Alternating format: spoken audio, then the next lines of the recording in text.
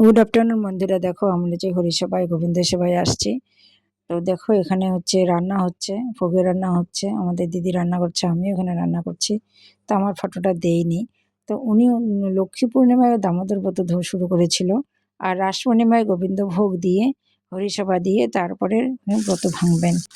রান্না হচ্ছে দেখো, এখানে সব রান্না কমপ্লিট হলে তারপরে কীর্তন শুনে তারপরে আমি ব্যবস্থা করবো।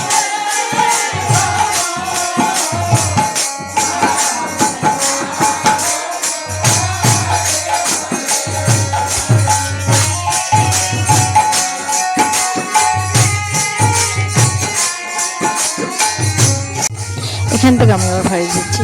তো ওখান থেকে রান্না হচ্ছে দেখলাম, আর এখানে হচ্ছে লুচি বানানো হচ্ছে।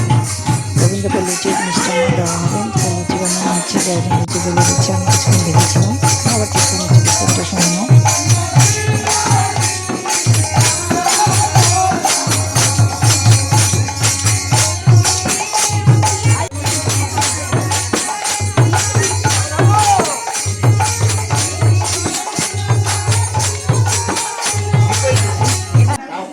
তো বন্ধুরা রান্না কমপ্লিট হয়ে গেছিলো, এখন ভোগ দেওয়া হচ্ছে, আর যে কীর্তনও হয়ে গেল, ভোগারতি কীর্তনও হয়ে গেল। এখন হচ্ছে সবাই সেবা নিচ্ছে। দেখো কতজন বারান্দায় বসেছে, কতজন নিচে বসেছে, কতজন উঠানে বসেছে, সবাই সেবা নিচ্ছে।